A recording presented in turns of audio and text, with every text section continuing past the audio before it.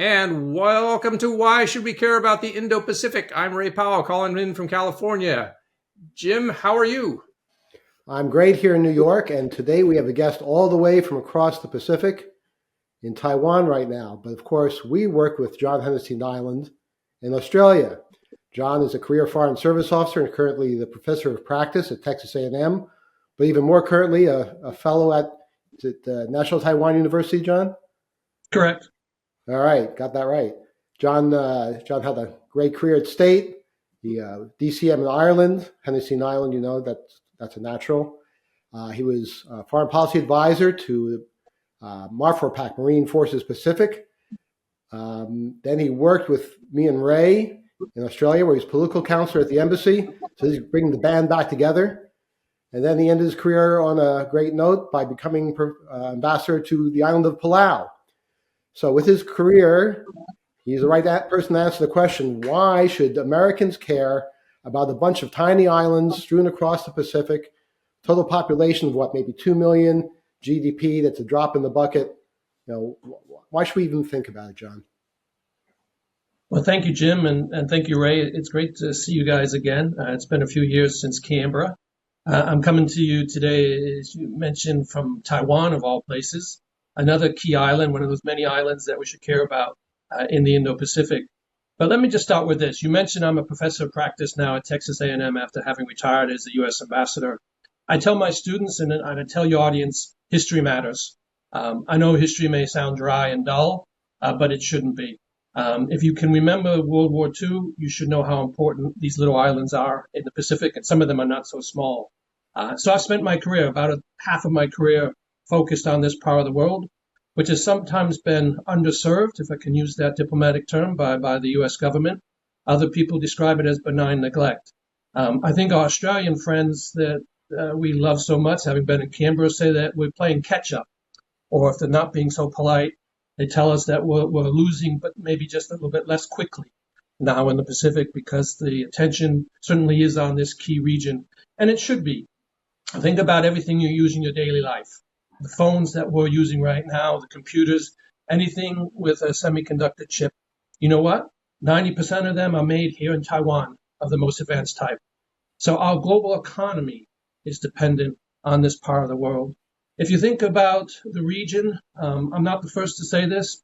President Biden, Secretary of State Blinken, and many others have said that the future of America will be determined by what happens here in the Indo-Pacific.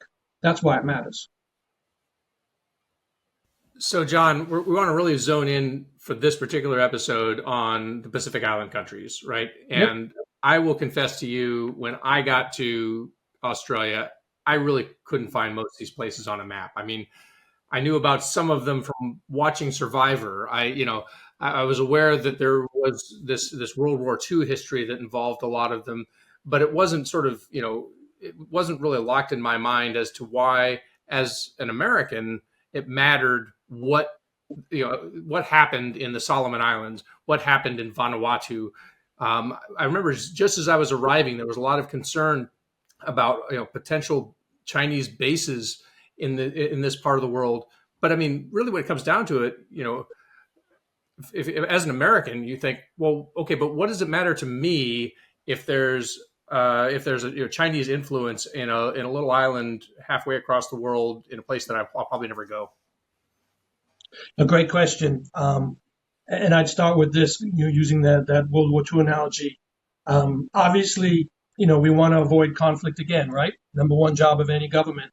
It's why diplomacy matters here in the Pacific. But the contest, the competition, and sometimes, hopefully, some cooperation, the front lines for all of this with China, with the People's Republic of China, is in the Pacific Islands.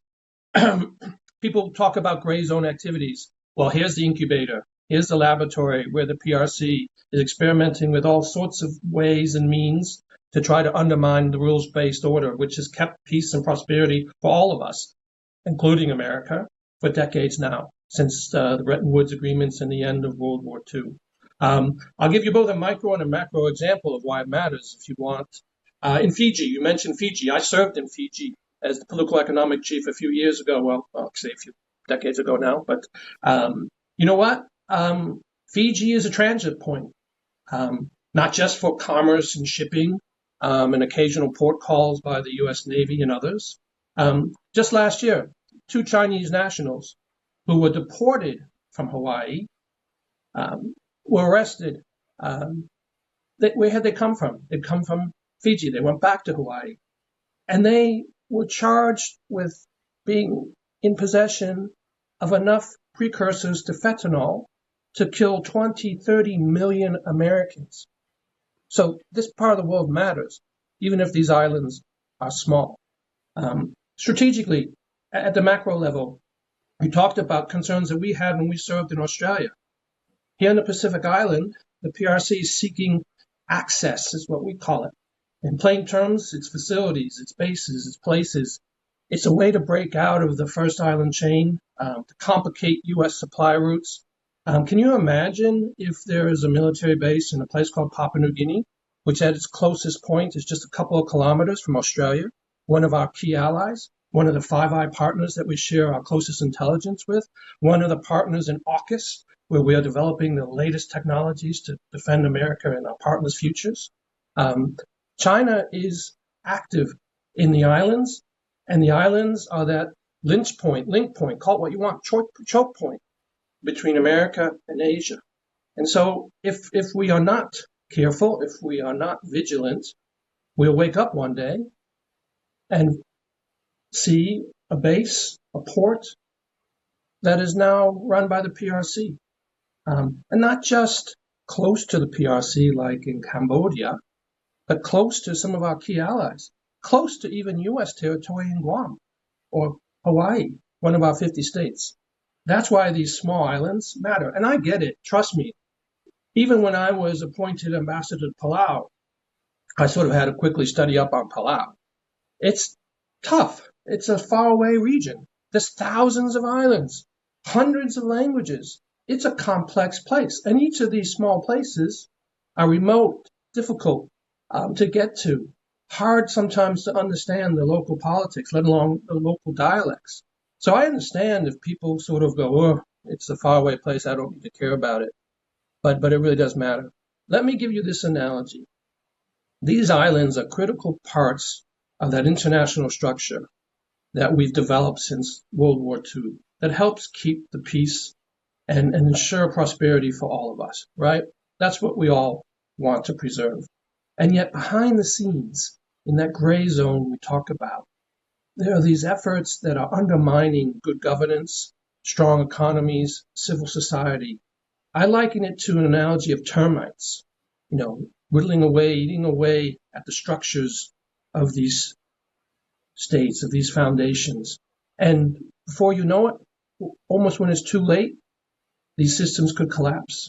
And if they collapse, it will have an impact on the United States and our future and the future of all of our friends and allies, not just in the Pacific, not just across the Indo-Pacific, but globally. And that is why these small island countries matter. And it's why I, having served 35 years or so in the State Department, I am somewhat critical of our government's role in this part of the world because we haven't given it the attention it deserves. I fully understand a lot goes on. America follows the shiny object. There are a number of conflicts that require our attention, but we can't drop the ball. We can't take our eye off of this region because if we do, it's at our peril. So, John, you were in Palau while we were negotiating a new agreement with Palau and Micronesia and Marshall Islands, which binds these countries to the U.S. to a certain degree. Can you describe what that agreement is and why it matters? Sure, Jim. Great question. Again, something most Americans probably don't know anything about, but these Compact of Free Association agreements were recently renegotiated. There are 2 parts to each of these agreements, and there were 3 different sovereign nations in the northern part of the Pacific in Micronesia.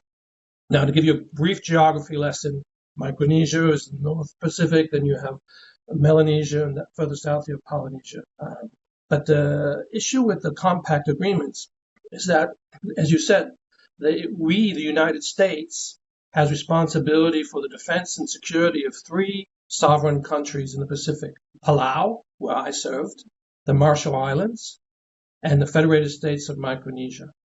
Those defense arrangements are in perpetuity. They do not change unless both sides agree to end that. But what does have a time limit, and therefore we had to renegotiate, were the economic and social provisions of each of these agreements.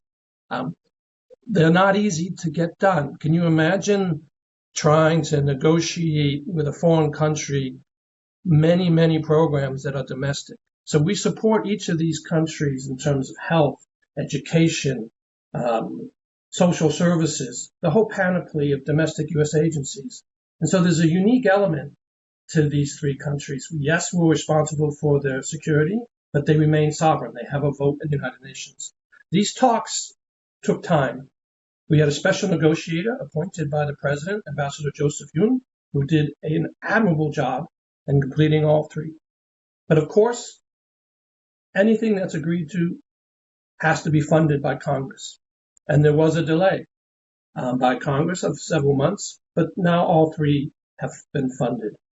And this is vitally important because it will ensure that we have a stable relationship for the next 20 years with three critical countries in the North Pacific across Micronesia, Palau being one of them where I serve. This is an example, I think, of a positive partnership.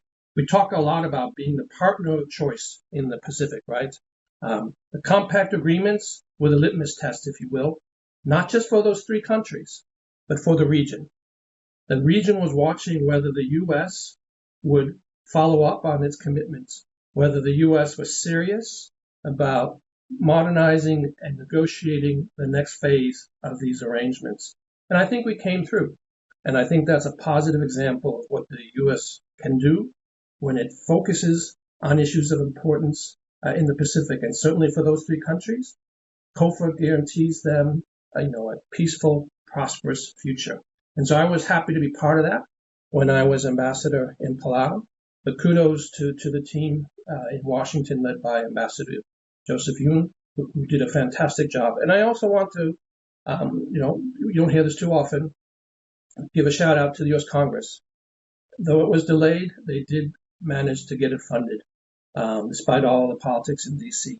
And I think that's another indication, even in the midst of some political divides back home in the Capitol, both Republicans and Democrats were unified in their understanding of just how important these compact agreements were, because how important the Pacific region is for all Americans. So, John, as an ambassador to Palau, you're responsible on one hand to communicate the message that Palau is important because of Palau. But on the other hand, there's the reality that the way that you get the attention from Washington, D.C. or other places is to talk about another much larger country that also has an interest in Palau, right? So on one hand, you're trying to say, look, we care about you because of you, but at the same time, your leverage in this discussion is because we're concerned about China. How do you balance those two sort of almost seemingly contradictory messages? Yeah, great question, Ray. It's something, I personally struggle with every day. Let me add a little bit of extra complexity to being the U.S. ambassador in one of these freely associated states that we have a compact agreement with that Jim just asked about. I, as a diplomat, up until my time as ambassador, never managed U.S. Department of Interior funds. That's rather strange for someone coming from the State Department to be managing millions of dollars of assistance that are coming from the Department of Interior. Because as a government, in many ways, we treat these as part of the insular territories of the United States, part of the homeland, if you will. We talk a lot about in the region, in the Pacific Islands, about China, about the People's Republic of China. And obviously we describe it as a series of C's, right? We cooperate where we can, we compete, and we contest where we must so that we avoid conflict. That's a heck of a lot of C's, right? In terms of what we want to do with the PRC in the Pacific. I simplified it. I'm not a complicated guy. And as you said, I have to focus on my responsibility, which was the Republic of Palau. So at our embassy, we had little cards made up. Our mission statement, if you will, the commander's intent, to use your military term there, Ray. And it was 3 C's. People can remember 3 things. One was obviously the country you mentioned, China. The second was climate, right? Big concern across the Pacific. And the third C was capacity building. Think of infrastructure. Think of the needs of a growing economy. How do we link small remote economies to the global economy? And we worked on all three. That summed up our responsibilities in Palau. The first C, PRC, as we just mentioned, is active. It's not just in Fiji. In Palau, we had a number of criminal enterprises, triads, who are active in Palau. For the longest time, I think local people there and the government considered these sort of activities as victimless crimes in Palau. Most of these triads were running cyber operations, fleecing, Chinese nationals back in the mainland. So there really wasn't any impact, it's perceived, in Palau. Problem is, these criminal activities generate a lot of money. They pay off a lot of people. You get corruption, weakened governance. That termite analogy I used before. So we were concerned about the PRC's activities in Palau. Not just criminal, and it's hard to say. Some of these criminals may have been in Palau because Palau didn't recognize the PRC. Don't forget, I'm in Taiwan right now. Palau is one of the 12 countries that continue to have diplomatic relations with Taiwan, not the PRC. So maybe some of these criminals thought they'd be relatively safe from the long reach of the PRC state by being in Palau. But no doubt, they're also pragmatic. They want to continue to do what they do. And so they occasionally, no doubt, would be co-opted or act as agents of the PRC when necessary in Palau. So we had a lot of concern about that. And no doubt, the PRC would love to flip, as they put it, Palau and have Palau end its relationship with Taiwan and recognize the PRC. During the last election, when President Sorenga Whips was victorious, he was offered what he described as the star in the moons if he were to change recognition to the PRC. So that's China. On climate, wow.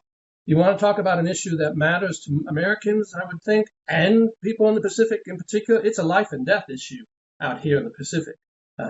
Climate is a real issue, not just in terms of rising sea levels or higher temperatures in the seawater. Climate is related to tourism.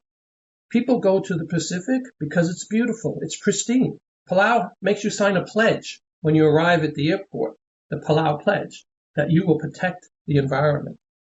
For them, this is one of the few scarce resources that they have, the beautiful Pacific. The last thing, capacity building, and this might interest Jim, I know from his economic background. Infrastructure, infrastructure, infrastructure. If we can be the partner of choice there, we're going to be successful. And ironically, sometimes the PRC's worst enemy is itself. The Belt and Road Initiative, which some of you viewers may already know a little bit about, this intensive investment by the PRC in building things across the Pacific and globally, it's been going on now a number of years. Long enough that people are beginning to see some of the problems associated with the Belt and Road Initiative.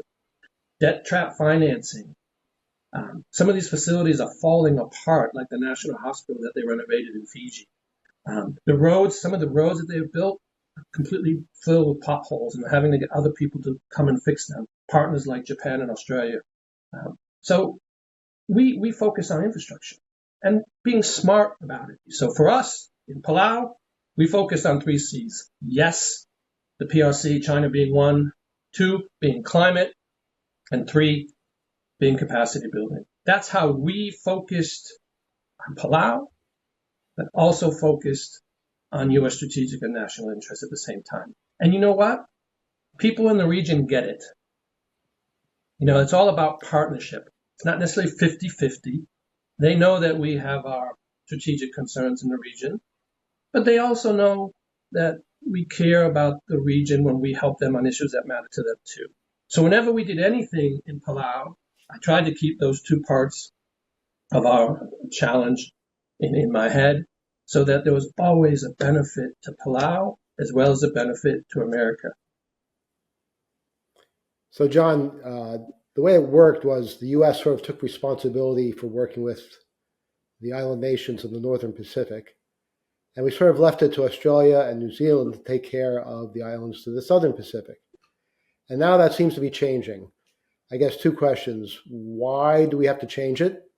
What was it not working? And two, how do you think Australia and New Zealand feel about us pushing into their turf? Now we're getting into real issues, aren't we, Jim? It's a great question. We all worked on this when we were together in Australia. I should be asking you, Jim, as our boss, how you manage that, rather than you ask me. Let's right back to you, man. I'll give it a go, as they say. I did mention that one of our folks that we dealt with in Australia liked to point out that Australia's job was to shape us, right, and explain to us the intricacies of the Indo-Pacific and what the U.S. should be doing better. And the idea being that because of our benign neglect, we were losing the region, and that this recent resurgence of interest, podcasts like yours, on why the Indo-Pacific matters means that perhaps we're losing, but less quickly, right? I think the answer is this: we each bring relative strengths, right, to this challenge. It is a complex region. And so in many ways, we can be the partner of choice in certain instances. And in other places, perhaps Australia is better positioned, better suited, more welcome. And let's not forget our partners in New Zealand. And there are differences, as we mentioned already, between Micronesia, Polynesia, and Melanesia. So I think we're all stepping up. Australia, to its credit, is going to have an embassy in every Pacific Island Forum nation. That's a lot of places. When I was in Palau, they opened up their first embassy up there in Micronesia, which, as you said, had traditionally been the U.S. patch, whereas Australia had been the sheriff down south, if you want to put it in those crass terms. But sometimes we take slightly different approaches. That's been evident in Papua New Guinea, for example, which is obviously geographically very close to Australia, but also occupies a strategic location globally. And so the U.S. has global interests. And we work those out. I'll give you an example. In Palau, and it's also the same in Papua New Guinea, we all care about the maritime domain, to use one of the military term. But essentially, we like to be able to partner with countries to know what's going on in their water, right? It makes sense. Not just from a military perspective, but just security, environment, and all of the ways of thinking about the value of this water that surrounds these islands. So we do our bit in terms of staffing up fusion cells of information that's partnered with Australia and New Zealand. Australia has a boat program where they donate a small patrol vessel that operates in coastal waters to each of these Pacific Island Forum nations. We work with the Japanese Coast Guard who do something similar. We're putting more and more U.S. Coast Guard assets into the region. We have ship rider agreements. These are agreements where we put U.S. Coast Guard officials on patrol vessels from Papua New Guinea or Fiji or Palau, and we can help enforce the regulations within the economic zone of these countries that extend out 200 miles. So we are all playing to our strengths. I think we're cooperating more than ever, and that collaboration is important. You see it in AUKUS at the highest level, but you also see it very much in the Pacific Islands too, where the U.S. and Australia and even our European partners are doing much more now, including the UK, France, and others. And I'd also like to mention that other countries are also active helping Pacific Islands. I mentioned I'm in Taiwan. Taiwan unofficially and officially does a lot in the region, as does Japan. Korea is also stepping up. So this is a team effort. And sure, sometimes teammates have differences of view. You mentioned Australia and New Zealand, but we work them out because we have such a close relationship. So, John, one of the terms that gets a lot of attention when you talk about smaller nations and island nations is the term elite capture, and how China uses elite capture to compete with us in these places. What is elite capture, and how does it differ from the U.S. approach, and what are its strengths and weaknesses? Ray, elite capture is just a fancy term for corruption. Little red bags of money that are passed to politicians at dinners and receptions and national days. We should call it what it is. Elite capture sounds something academic, something that perhaps people don't understand. Well, you know what? It's corruption. And I think anyone can understand that.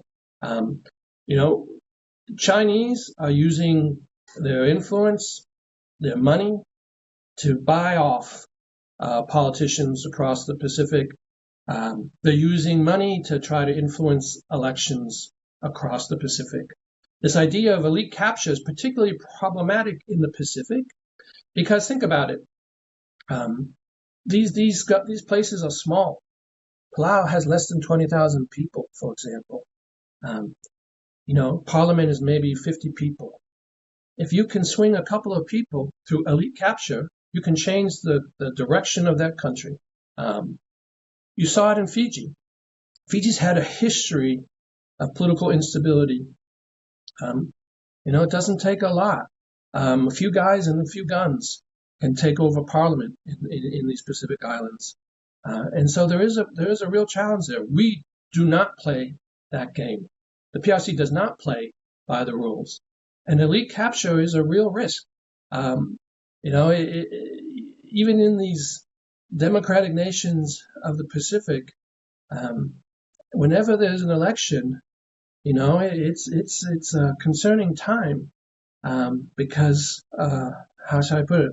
A little bit of money goes a long way in the islands, and there's real concerns about these activities that weaken good governance and the structures of government.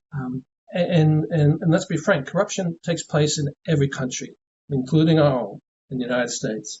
But when you have a small population and an even smaller group of elected officials or influential officials, and don't forget, in the Pacific, it's not just the elected officials.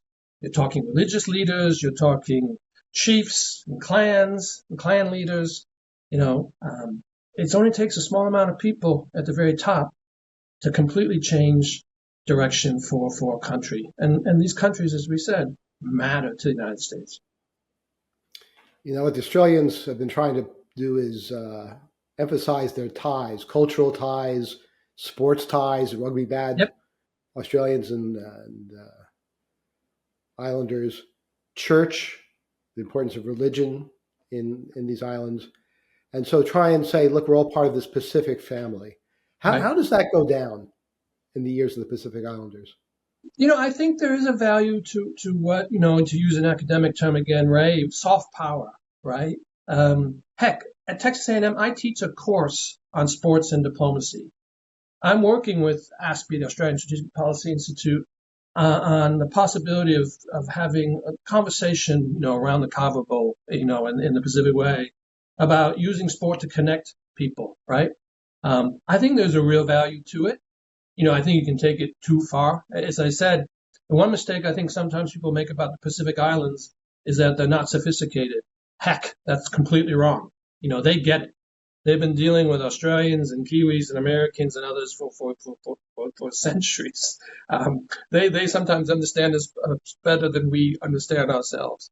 And so they know what the intent is. But I think anything that's sincere about building bridges and using soft power is appreciated.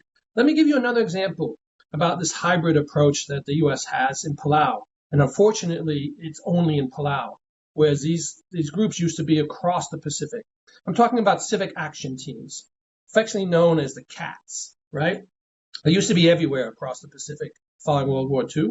These are civil engineers, if you will, that come from the military, but they're full-time present in these island nations. In Palau, we have a tri-service rotation of engineers from our military, from the Air Force, Navy, and Army. Unfortunately, no Marines participate in that, but Marines do other things in Palau. And they're known as the CAT team. They've been there longer than the U.S. Embassy. They're better loved than the U.S. Embassy, I have to be honest, because they do things that people can see. They fix roofs. They repair roads. They build playgrounds. They fix basketball hoops. They do small engineering, small infrastructure projects that matter. And they're there all the time. And that is the type of soft power that works. Yes, they're from our military. The military has more resources than the state or the civilian agencies. And yet they're playing a critical role in that relationship between Palau and the United States. They're playing a vital role in the people-to-people diplomacy that we talk about that matters so much in the Pacific. So we're doing our bit. I wish there were more cats around the Pacific. I think they're probably one of the best investments we have in the Pacific. But I know from personal experience as the ambassador in Palau that they do a fantastic job. So soft power, I think, matters. It's all about partnership, right? And you know, Secretary Mattis has said this and others, you can't surge trust. And so it takes time in the Pacific to build these relationships and to have presence and permanence. And that's where the U.S. has had a problem.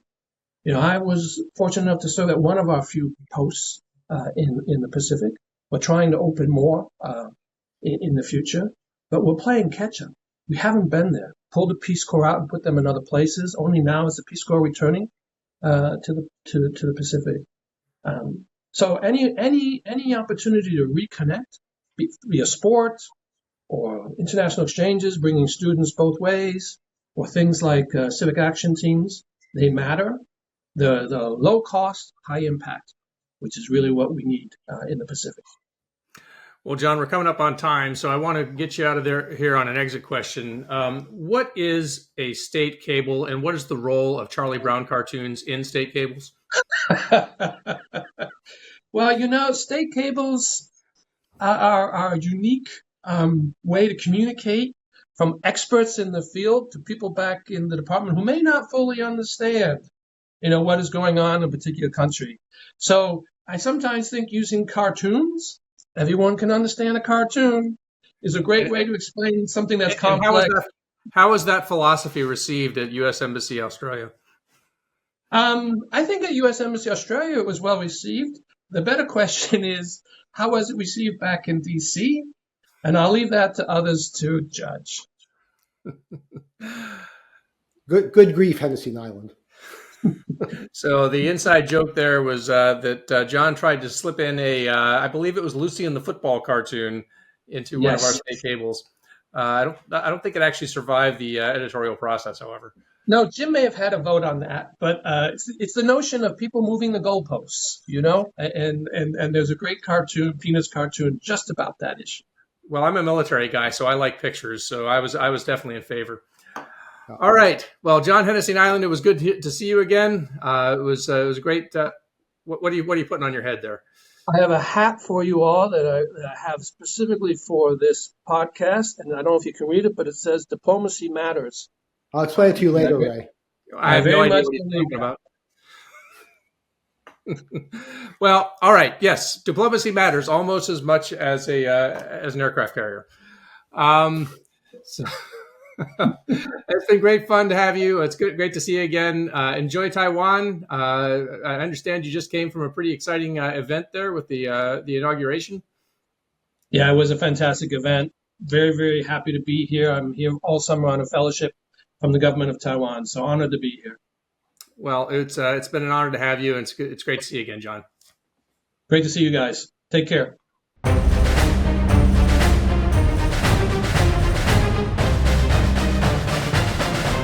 So, Jim, it's great to see John again. I think maybe we just ought to talk for a minute, though, about, just kind of go from little to big and say, why is it that people worry about this part of the world that, frankly, most people really don't, aren't very familiar with? And as you were chargé in Australia for 2.5 years, and I know that the Australians are like really, really intensely focused on the South Pacific and the problems there. Why did they worry about it so much? Well, I think, John alluded to World War II and what it meant, but think what it means if you have all these islands between the U.S. mainland and Australia, and you can block the passage of supply ships to and from the United States and Australia. And that's what these islands can do. And that's why the Japanese used these islands as jumping off points for the eventual invasion of Australia, or at least the blockade of Australia, and why we fought back by taking these islands one after the other. So the islands in and of themselves economically, there are no economies. John talked about tourism. They have large fishing areas, but basically they're never going to have enough of an economy to really support themselves without outside help. That's one. Two, no matter how big your population is, you need infrastructure. You need electricity and you need communications. And if that cost is spread around only, like in Palau, 20,000 people, that's a really expensive proposition to do without outside help. So you have an important geographic area with an economic base that really isn't sustainable. So we're competing with China to have enough influence to give them what they need so that they, at a minimum, stay independent of Chinese efforts to establish any sort of military political control. Yeah, I remember when I first arrived in Australia in 2017, one of the issues that was on the table at that very moment was the potential of having a base, Chinese base in Vanuatu. And so, and it seemed like for as long as we were there, it was the idea of a base here or here or here was just constantly in the news. And then, of course, as you sort of go up into sort of those COFA states and other places that are closer to say Guam and then eventually Hawaii, then the problem gets, from a military perspective, gets more and more and more real. Well, and let's not forget, China's building a blue water navy, and they're building it at the fastest pace in history. So we are no longer sailing the ocean blue by ourselves. They now have peer competitors out there. And you need bases or places to supply and land. And that's what these islands are from a military perspective, if I'm not incorrect. But that's what they taught me in Indo-Pacific. Yes. Yeah, no, I mean, if you look at the entire sort of theory of the case these days coming from the U.S. Air Force, the idea is the big bases that we used to rely on, big, huge places like, the one that used to be at Clark Air Base in the Philippines, or the one that's still in Okinawa at Kadena Air Base, or the one up at Yokota Air Base in Japan. These big bases, now you could do the same thing with the Navy or the Army or the Marines, are also big targets. And they're big targets that are very close to where China has its land-based missiles. So in a 21st century war with precision-guided munitions and sort of, the idea that there's no place that's really that safe anymore, we need to be able to be very agile. And so the term in the Air Force is agile combat employment, where if you can't land back at the base that you came from, you need to have a bunch of different options at other places you can not just land, but repair, refit, rearm, all the rest of these things that you have to be able to do. So, you want to complicate, one of the ways that you deter a war is to complicate the strategic problem of your potential adversary, right? So you don't want it to be too easy a problem for them to solve. You want them to have to think about it. So lots of different access points. And in the Pacific, all of those islands are potential access points. And by the way, all of that works in reverse. So now all of a sudden, if China has access to all of those access points, do they then feel more emboldened to maybe risk going into an actual conflict? And that's obviously, ultimately, that's what we're trying to deter.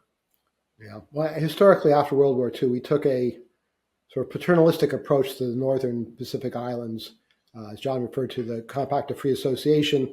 So these countries basically can become members of our armed forces. And many of them do. In fact, they join up at a higher rate than Americans do. And they're great. And they bring back money to their home islands that way. We help take care of their defense and send in medical teams and all that sort of stuff. But that said, these are proud, independent countries who, if we don't follow through with our agreement to support them, they're going to look elsewhere. And that's why it was very difficult getting these negotiations over the line and making sure it was done with respect to our negotiating partners, regardless of their size. Well, Jim, this is one of those things most Americans, frankly, and I'm no exception, up until I got posted to Australia, don't think a ton about those islands, those Pacific islands. But I think the reality is that a pretty small investment can make a pretty big difference in a lot of these places. And that's true for us, but it's also true for our competitors. And Absolutely. If we end up just sort of shortchanging them because they're small and out of the way, somebody else is going to fill that void. And I think we know who that is. But Jim, we are coming up on time, and I think I owe you a story. And so I thought that in this week's version or edition of There I Was, I would complete the story that I started in our pilot episode, which was, if you recall, we had a terrible mishap off of the coast of Australia very soon after my arrival, and we had managed to get everybody, there were 3 Marines who had perished off the coast, and we managed to get, there was a dive ship that went out, an Australian dive ship that went out to retrieve them. And the good news, from that terrible situation was that we were able, the Aussies were able to help us get our Marines back up to the surface. The complication, if you'll recall, because you were very involved in this, was that it turns out that the coroner in Queensland, Australia, has an awful lot of power. And it was in his mind that he needed to do autopsies on those 3 Marines. Now, we were not interested in that at all. There was no secret. It was useless. There was no secret as to how they had died. And, we wanted to get them back to their families as soon as possible. And we couldn't understand why this particular, official just had it. This was the one thing that he had to be able to do. And so we were, the good news was that we had in Australia a JAG. We had a Judge Advocate General. We had a lawyer who worked there in the embassy and went and grabbed him and said, "You have got to help. You have got to help us find something that says that we can get out of this." And so he had his entire staff dive into the status of forces agreement. And it turns out that glory be, somebody had actually foreseen this.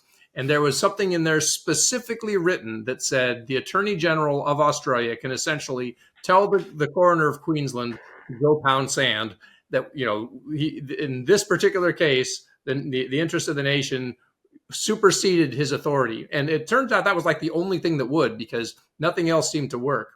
So I distinctly remember this, standing up in your office with the JAG on the phone, talking to the Attorney General of Australia, explaining exactly what he needed to put into his email to send to the coroner of Queensland, as you and I are sitting there winking at each other, thinking, thank goodness we got out of this one.